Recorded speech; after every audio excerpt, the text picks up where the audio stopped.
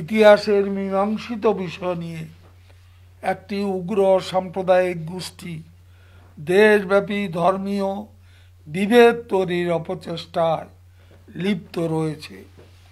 এদেশ ও জাতির শ্রেষ্ঠ অর্জন, মহান স্বাধীনতা স্থপতি, হাজার বছরের শ্রেষ্ঠ বাঙালি জাতির পিতার ভাস্কর্যের অবমাননা মানে আমাদের চেতনার মর্মমূলে আঘাত হানা।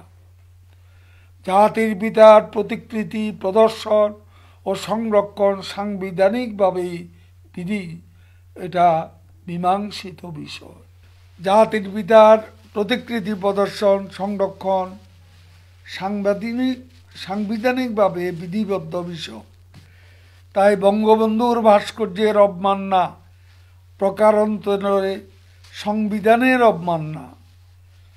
কুষ্টিয়ায় গতকাল বঙ্গবন্ধুর ভাস্কর্যের অবমাননা যারা করেছেন, আমি বলতে চাই পরিষ্কারভাবে, যারা এই অপকর্ম করেছে তারা ক্ষমার অযোগ্য অপরাধ করেছেন। এ অপরাধ ক্ষমার অযোগ্য। সেখানে যারাই জড়িত থাক তাদের ভিডিও ফুটেজ আমাদের কাছে আছে। পুলিশ সে ব্যাপারে তদন্ত করছে। অপরাধী যারাই হোক তাদেরকে শাস্তি পেতেই হবে। দেশে লাখ লাখ কর্মী আজ ক্ষুব্ধ। আমরা কর্মীদের হৃদয়ের আবেগ অনুধাবন করি। আগেই বলেছি, বাংলাদেশ আওয়ামী লীগ আক্রমণ করে না, কিন্তু আক্রমণের শিকার হলে প্রতিরোধ গড়ে তুলতে এক বিন্দু পিছপা হয় না। আমি উগ্রবাদী গোষ্ঠীকে স্পষ্টভাবে বলতে চাই, আপনারা অনেক করেছেন, এনাফ ইজ এনাফ, এবার থামুন। বঙ্গবন্ধু মানে দেশের অস্তিত্ব, বঙ্গবন্ধু মানে স্বাধীনতা, বঙ্গবন্ধু মানে দেশ এবং আমাদের পবিত্র সংবিধান। বঙ্গবন্ধুর ভাস্কর্যের অবমাননা মানে এদেশের মুক্তিযুদ্ধের চেতনাকে আক্রান্ত করা। তাই আজ আমি সারা বাংলাদেশে মুক্তিযুদ্ধের সপক্ষের সকল শক্তিকে, সকল দল, সকল শ্রেণীকে আমি ঐক্যবদ্ধ হওয়ার আহ্বান জানাচ্ছি।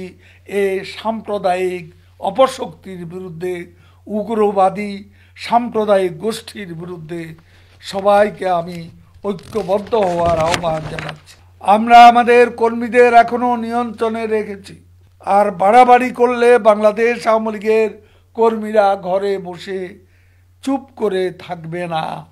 মুসলিম, হিন্দু, বৌদ্ধ, খ্রিস্টান সকলের মিলিত রক্তের স্রোত দ্বারায় অর্জিত এই বাংলার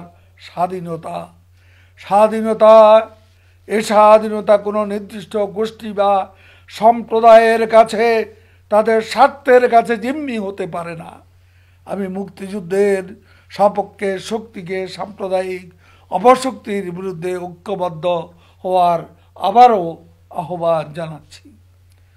কৃষ্টি, ঐতিহ্য, ইতিহাসের স্মারক মধ্যপ্রাচ্য সহ প্রতিটি মুসলিম প্রধান দেশে নানা রকমের ভাস্কর্য রয়েছে। ইসলামের উন্মেষস্থল সৌদি আরব, ইরান, আফগানিস্তান, তুরস্ক, এমনকি পাকিস্তান সহ বিশ্বের বিভিন্ন মুসলিম দেশে অজস্র ভাস্কর্য রয়েছে। ইজিপ্টের মতো দেশে, পৃথিবীর অন্যান্য মুসলিম দেশে, এমনকি মসজিদ ও মাদ্রাসার প্রবেশদ্বারেও ভাস্কর্য আছে কোথাও কোথাও। সেখানে কোনোদিন কোনো প্রকার প্রশ্ন ওঠেনি। সেখানকার ইসলামিক চিন্তাবিদ্যা কখনো প্রশ্ন তোলেননি ভাস্কর্য নিয়ে।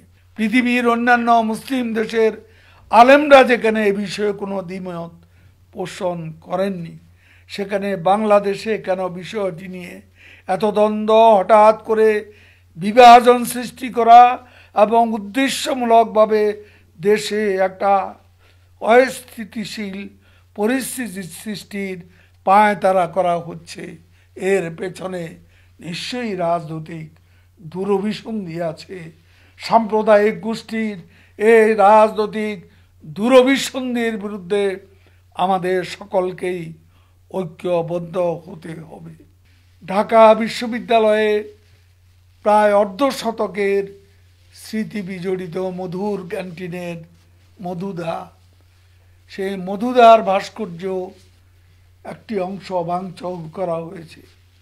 আমরা এর তীব্র নিন্দা করি। আবারও বলি, অনেক হয়েছে, আর নয়।